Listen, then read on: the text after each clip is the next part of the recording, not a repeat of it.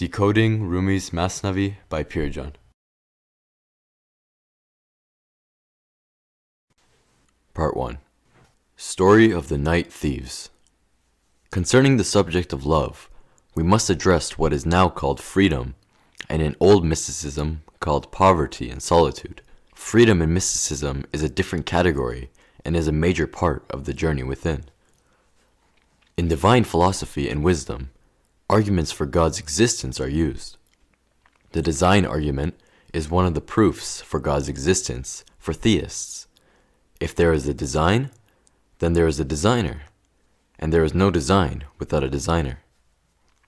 These arguments can be seen in the theology of all theists, but these are never found in mystical literature. By applying mysticism, Mullah Sadra criticizes and rejects these arguments.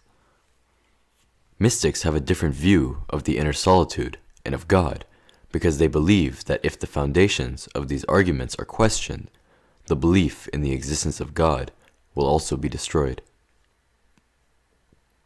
Some theologians have tried to prove their beliefs through science. In mysticism, these arguments are merely a deception. The laws of physics rule the world, but the inner solitude and mystical issues, as well as individuality, are not covered by the general law of physics and vary from person to person. In the book 6, Sultan Mahmúd is introduced. Story of Sultan Mahmúd and the Hindu boy. He, God, have mercy upon him, has told it. He has strung together the tale of King Mahmúd, the Ghazi, how, amongst the booty of his campaign in India, a boy who was brought into the presence of the sovereign. Afterwards he made him his vicegerent, and seated him on the throne, and gave him preferment above the rest of the army, and called him son. Seek the length and breadth and all particulars of the story in this discourse of that prince of the faith. Seek the length and breadth and all particulars of the story in the discourse of that prince of the faith. In short, the lad was seated on this throne of gold beside the king emperor. He wept and shed tears in burning grief. The king said to him, O thou whose day is triumphant, wherefore shouldest thou weep? Has thy fortune become disagreeable to thee? Thou art above kings, the familiar companion of the emperor. Thou art seated on this throne, while the viziers and soldiers are ranged in file before thy throne, like the stars and the moon. The boy said, The cause of my weeping bitterly is that in yonder city and country my mother was always threatening me with thee, saying, May I see you in the hands of the lion, Mahmúd. Then my father would wrangle with my mother and say, in reply, What wrath and torment is this? Cannot you find any other curse lighter than this deadly curse? You are very pitiless and exceedingly hard-hearted, for you are virtually killing him with 100 swords. I used to be dismayed by the talk of both. A great terror and pain would come into my heart. Oh, wonderful, what a hellish person Mahmúd must be, since he has become proverbial for woe and anguish. I used to tremble in fear of thee, being ignorant of thy gracious treatment and high regard. Where is my mother, that she might see me now on the throne, O king of the world? Spiritual poverty is your Mahmúd, O man without affluence. Your sensual nature is always making you afraid of it. The parents here symbolize the community, and Mahmúd is the inner solitude within us. One has to get out of social labels as well as intellectual identity and return to the existential substance. In the world, some laws of physics such as gravity are relevant. Gravity rules everything, but gravity or magnetism are not felt. Mystics regard a law called the mind as ruling over the human, whose influence is more than any other ruler. This influence is not seen, but it is very strong, overshadowing all human beliefs. There is a stream in existence that revives all the flowers of life, called the stream of mind. This ability is named inner solitude or poverty. This poverty has nothing to do with financial poverty and is a stream faced with obstacles. The first precondition for understanding this ability is to achieve emancipation. The troubled mind that is a captive of identity cannot flow smoothly. Identity grows to encompass the whole body of human existence.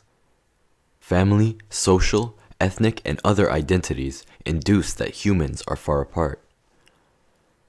National identity can cause stroke and death in a football match, while identity is not natural. Religious identity and national identity have always been the cause of the annihilation and demarcation of human beings throughout history. This story suggests that emancipation does not mean to go from one frame to the other. Mysticism has nothing to do with the political or social philosophies and raises other issues. It offers a whole emancipation and goes beyond nationality, community, or family. The human is human and is untied with the universe before belonging to a certain nationality, community, or family. If you come to know the mercifulness of this noble Mahmud, you will cry joyously, "May the end be praised! Poverty is your Mahmud, O craven-hearted one. Do not listen to this mother, namely, your misguiding nature. When you become a prey of poverty, you will certainly shed tears of delight, like the Hindu boy on the Day of Judgment. Out of natural life in caves and forests, the human being has made great achievements in the space. This is achieved only by the power of the mind, but humanity would be destroyed if the mind becomes too powerful. Powerful technologies are capable of destroying civilizations. If the mind dominates humans, then they will be enslaved by it. Although the body is a mother in fostering, yet it is more inimical to you than 100 enemies. The mind does not tolerate being humiliated, and a powerful mind is going to be very dangerous. A person with a strong mind can be extremely dangerous. Hafiz is like a gentle flowing river that is compatible with most personalities and characteristics, while Rumi is like a roaring river of spirituality.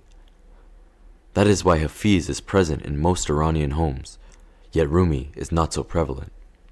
Rumi believes that all individual identity must be eradicated for humanity to flourish. Attacks and masks of ideology have been used since the past millennia through the mind to wage war and destruction.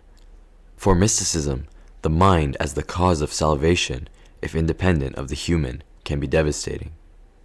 Rumi and mysticism claim that there is a tool that can make one's cognition and consciousness beyond the mind. When your body falls ill, it makes you seek medicine, and if it grows strong, it makes you an outrageous devil. Know that this iniquitous body is like a coat of mail. It serves neither for winter nor summer. The bad associate is good for you because of the patience which you must show in overcoming its desires, for the exercise of patience expands the heart with spiritual peace. The patience shown by the moon to the dark night keeps it illumined. The patience shown by the rose to the thorn keeps it fragrant. The patience shown by the milk betwixt the feces and the blood enables it to rear camel foal till he has entered on his 3rd year. The patience shown by all the prophets to the unbelievers made them the elect of God and lords of the planetary conjunction. When you see anyone wearing goodly raiment, know that he has gained it by patience and work. If you have seen anyone naked and destitute, that is a testimony of his lack of patience. Anyone who feels lonely and whose soul is full of anguish must have associated with an impostor. If he had shown patience and a loyal friendship to God, he would not have suffered this affliction through being separated from him. He would have consorted with God as honey with milk, saying, "I love not them that set." Assuredly he would not have remained alone, even as a fire left on the road by caravaneers. Since from lack of patience he associated himself with others than God, and separation from him he became sorrowful and deprived of good. Since your friendship is precious as pure gold, how are you placing it in trust with a traitor? In this poem, the mind is considered a traitor to the substance of human existence. Spiritual trends and experiences, including intuition and the presence of the mind, are subjected to the analysis of the mind, and because the mind is incapable of understanding them, it warns against them. Consort with him with whom your trusts are safe from loss and violation. Consort with him who created human nature and fostered the natures of the prophets. You give a lamb, he will give you back a whole flock of sheep. Verily the Lord is the fosterer of every quality. will you entrust the lamb to the wolf? Do not tell the wolf and Joseph to travel in company with each other. Regarding emancipation, it must be seen in its entirety, but emancipation does not mean to go from one chest to another. Emancipation is possible when the mind finds its natural nurture, realizing its extraordinary abilities to be liberated at a particular moment. Thought analysis is not able to grasp the capabilities that mysticism looks for because of the dimension of time, which is a cause of decay. When we pray or seek an impossible quest and succeed, we should not expect this experience to be repeatable because it is not a physical phenomenon. Concerning intellectual matters, the physical laws of the repeatability do not apply, and this makes ideologies frustrating. A person who is captive to the mind and carries the burden of what others say should not expect their mind to grasp the inner solitude. It is impossible to be liberated in the ivory tower of ideology. When the human sees himself separated from the universe, they become confined and does not achieve emancipation.